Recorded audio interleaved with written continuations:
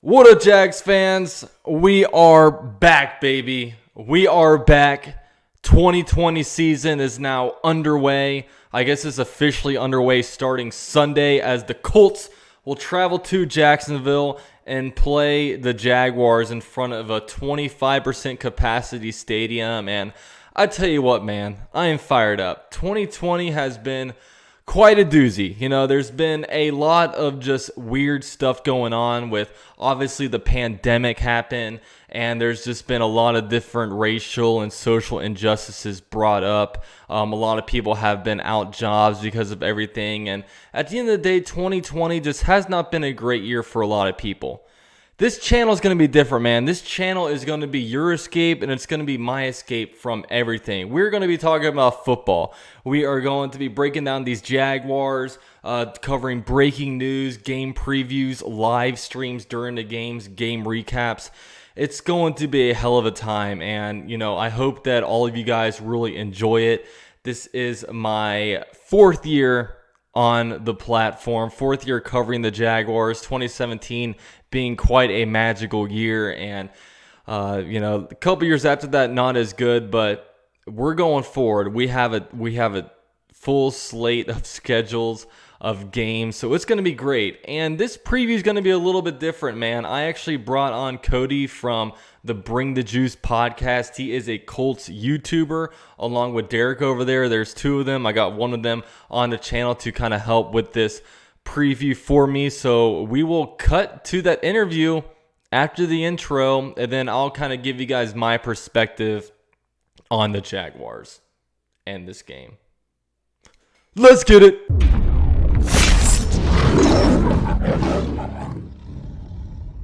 So joining me to preview this week one matchup of Jaguars versus Colts, I have with me Cody from the Bring the Juice podcast. Cody, what is going on, man?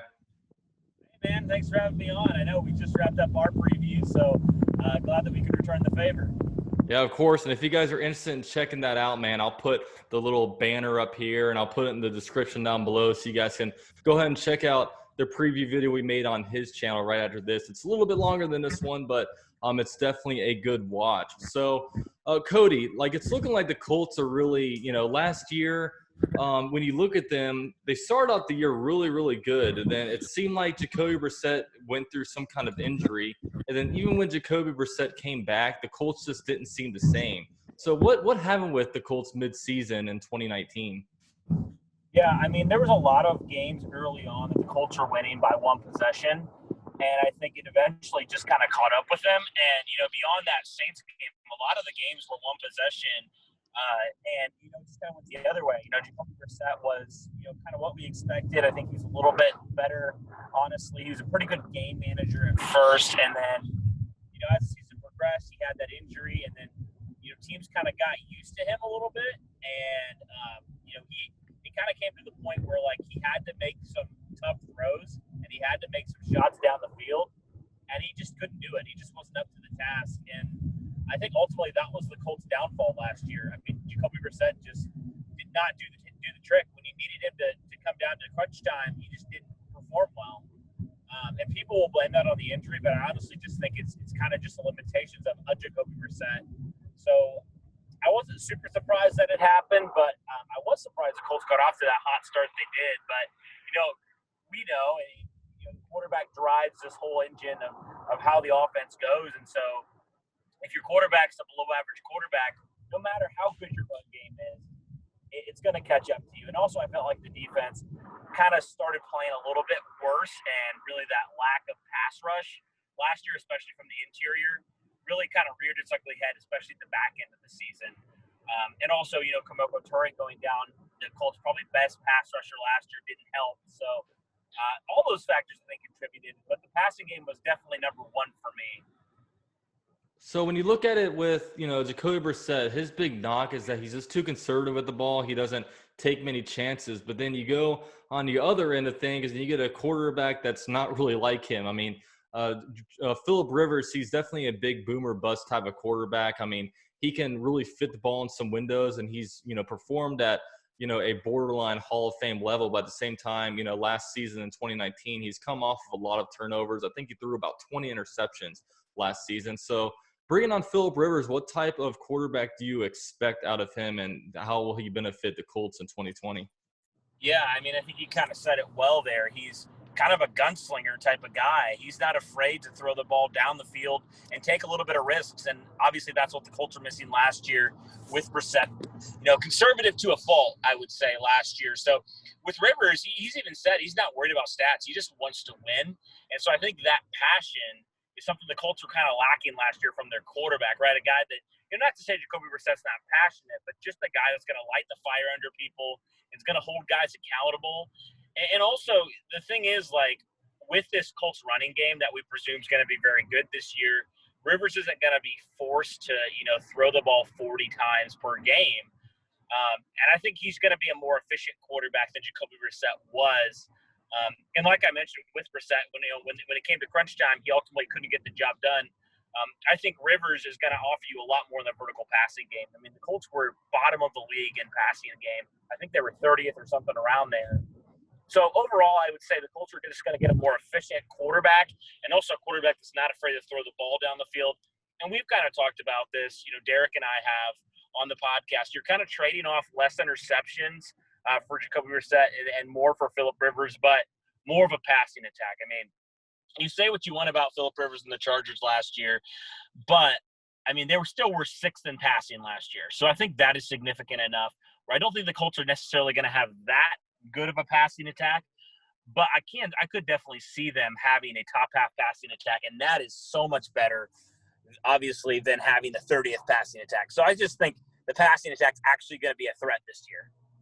So with what the Colts did kind of this offseason, they traded a first-round pick for DeForest Buckner. Then they also went out and drafted guys like they drafted Pittman out of USC as a wide receiver, and they also drafted Jonathan Taylor, a running back out of Wisconsin, a very highly productive running back. So what are some things that you think the Colts did really to get themselves better in 2020 as opposed to really where they were in 2019? Yeah. I mean, the two ones obviously are Buckner. I mean, the 3 technique position last year was really bad for the Colts. They got 3.5 sacks out of their entire 3 technique last year. So you take that in, and you put in Buckner, and he's just on another level. I mean, I haven't seen the Colts acquire a defensive interior lineman like this since I've really followed the Colts. So, I mean, I think that, that 3 technique, especially with the defense the Colts like to run, that Tampa 2 type defense, that 3 technique, it drives this defense. And so for me, I really think, and for the Colts, they really felt like, you could trade the 13th pick. You were probably going to try to get a guy like Javon Kinlaw at 13 anyway, get a proven talent, a young guy, 26 years old. I think he's probably the biggest for the defense, undoubtedly. And then Philip Rivers, like I mentioned already, is just going to help your passing attack actually be respectable this year. As far as the draft goes, I was really happy with what the Colts did. Michael Pittman, like DeForest Buckner, he's a player I haven't seen the Colts have in a long time. I mean, he's 6'4", almost 230 pounds. He just offers a whole new body type. And we know Philip Rivers historically has liked those bigger body type of guys. So, yeah, for me, I like what the Colts did. And obviously they want to run the football. So Jonathan Taylor was a big get as well. I was shocked initially when the Colts drafted him. But obviously they feel like, especially with Marlon Mack's injury history, they definitely feel like they have a really good tandem of backs. And even you could throw in their number 4 back, Jordan Wilkins. I mean, since he's come into the league the last couple of years, out of so many runs, he's like the highest average yards per run. So overall, there's a lot of room for optimism, especially some of these new additions the Colts have. And obviously it all factors down to the quarterback for me. But, if Philip Rivers can have a decent season, I really think this Colts team's set up well to make a deep playoff run for sure. So this coming up Sunday, what are some matchups that you feel like the Colts really have an advantage in? And what are some matchups that you worry about a little bit that maybe the Jaguars can take advantage of the Colts on? Yeah, I think for the Colts on offense, I think that they can attack in a couple different ways. I think first and foremost, the running game. The Colts, obviously, they feel like they have a really good running game, one of the best last year. And then, when they faced the Jacksonville Jaguars last year, the Colts were able to run the ball very effectively against this Jaguars defense, which was, from all accounts, probably more talented than they are this year with all those guys the Jags had drafted. So I look for them to do that again, to run the ball really well. I mean, I think the Colts' fourth-string running back last year, Jonathan Williams, he ran for over 100 yards in the first matchup, and then Marlon Mack ran somewhere around 80 yards in the matchup last year, the last game of the year. So I look for the Colts to really expose that Jacksonville defense in terms of the running attack. And then also against some of these younger defensive backs, I'm really interested to see.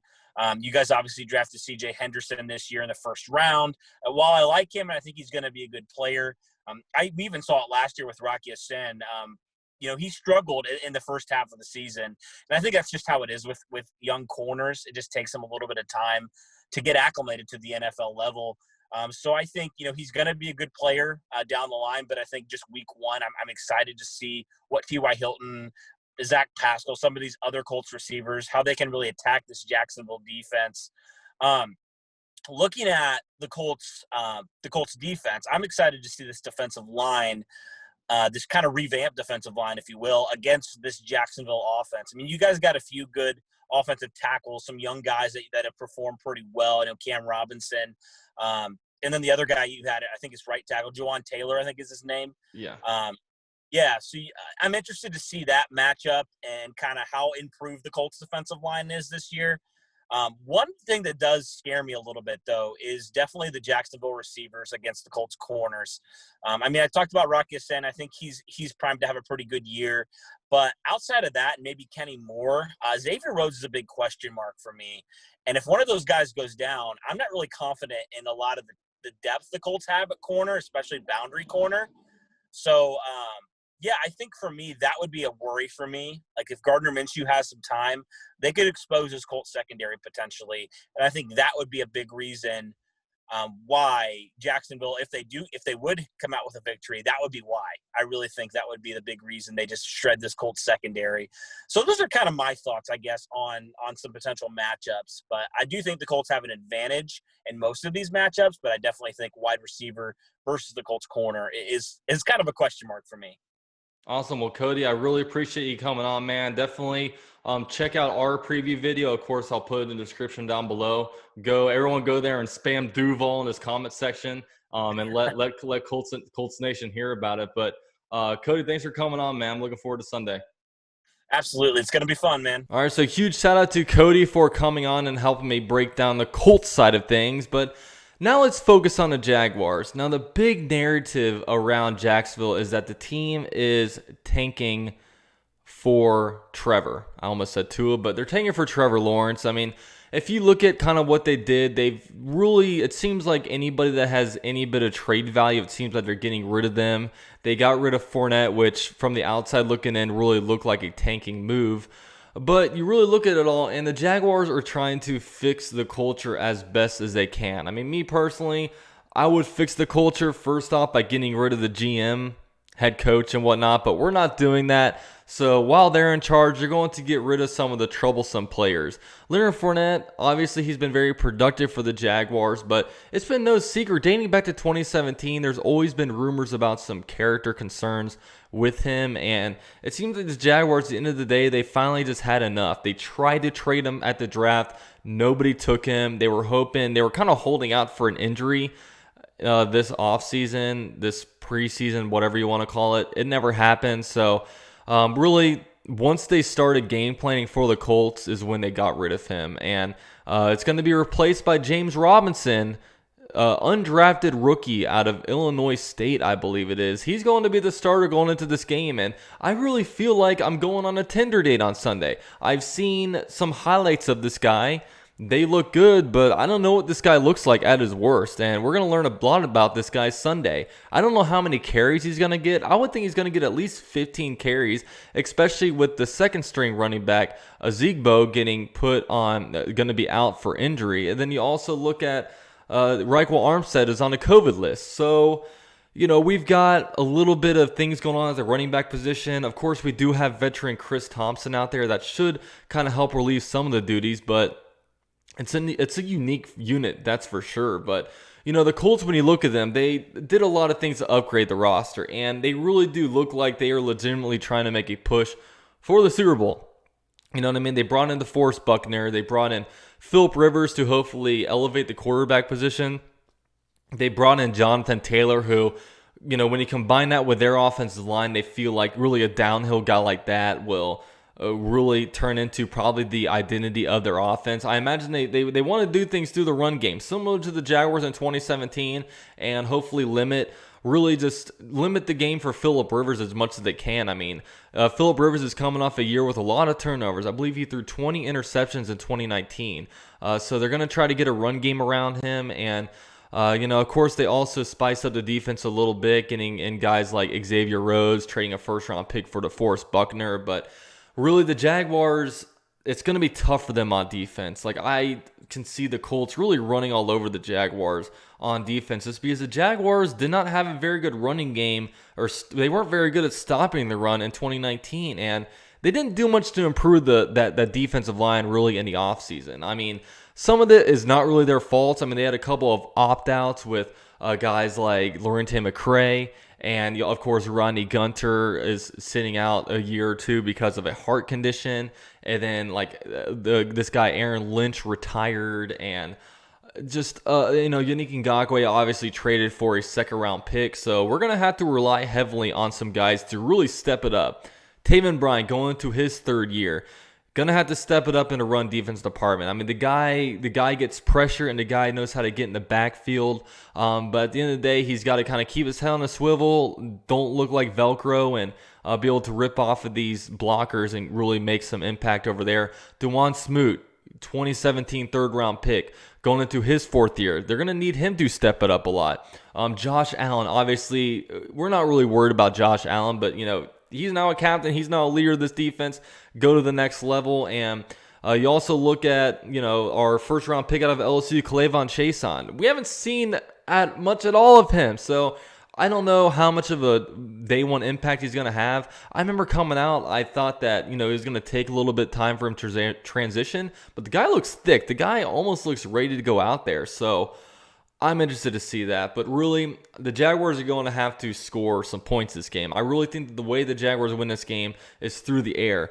Get Gardner Minshew, get him some connections with guys like, obviously DJ Chark, get Chenault involved. Maybe even the tight end game. We have some red zone targets now with Tyler Eifert. And when you look at it, everyone thinks the Jaguars are tanking, but this offense should be better than last year. I mean, when you factor in a few different things, Gardner Minshew going into his second year as a pro. You've also got, while the offensive line has stayed the same, we have Cam Robinson at left tackle going into another year removed from his ACL tear. Right tackle Jawan Taylor, no longer a rookie. Now he's in his second year. We did better. We got some guys at the wide receiver spots. Tight end position, we got some tight ends now, so that should help in the red zone. And obviously, we all know what's going on at running back. So, the offense should be better. It's just about the defense, man. It's a young defense, very, very young defense, and an inexperienced defense. We got some rookies out there. C.J. Henderson's going to obviously be a starter. I imagine K'Lavon Chaisson is going to be in the rotation. You also, Josh Jones. He's now a strong safety after trading Harrison, but he's a kind of a veteran. He's been around a little bit, so maybe they can get some improved game from him. Miles Jack moving to the weak side. Joe Schobert, middle linebacker. There's 15 rookies on this roster right now. That's 30% of the roster. So I don't know. There's some good things working for the Jaguars, such as, there's no tape on the Jaguars. There's absolutely no tape. You know what I mean? They're going to have to, when the Colts scout the Jaguars, they're going to have to really look at what some of the rookies did in college, and they're going to have to look at what Jay Gruden did over there for the Redskins, because the Jaguars, no preseason games. They don't have any 11-on-11 action out there on videotape. So, I actually feel somewhat confident about this game. I'm not going to lock down a win or anything, but the Colts have not won in Jacksonville since 2014. That's a real thing, man. And for whatever reason, sometimes you have these things that the Jaguars just match up well with the Colts in Jacksonville. It's going to be a hot game. So I have a pretty good feeling about this. And I have never remembered a year where the Jaguars need to win year one other than this year, man, because the Jaguar, they need it, man. They need some positive energy after just all the crap that has happened this offseason. We need this. And man, if the Jaguars can go out there and win this, that would be huge. They would be 1-0 in the division, moving on to Tennessee next week. And then all of a sudden, I'm not trying to get ahead of myself, but all of a sudden, if you beat Tennessee, you're 2-0 in the division. You're looking pretty good, especially after the Texans laid an egg out there. But of course, guys, one game at a time. I am not in tank mode. I am going to be cheering my ass off to win every single game this year, and I hope you guys do too. I will be live streaming this game, so that'll be a lot of fun. And let me know what you guys think, man. What do you guys think the Jaguars need to do to kind of win this game? Are you guys excited? Because I know I am. But huge shout out to all the members of the channel. We're getting this graphic back in here. Thank you guys so much for being members. You guys can be a member for as low as $3 a month for member-only content. I've got a ton of stuff coming over there, so be on the lookout. And also, if you guys want to support the channel, man, I got UCF Jaguar shirts down in the description. All shirt purchases come with an autograph 4x6 by me. And yeah, it's going to be a hell of a time. I'm looking forward to it. Go Jags. Duval, baby. Let's go.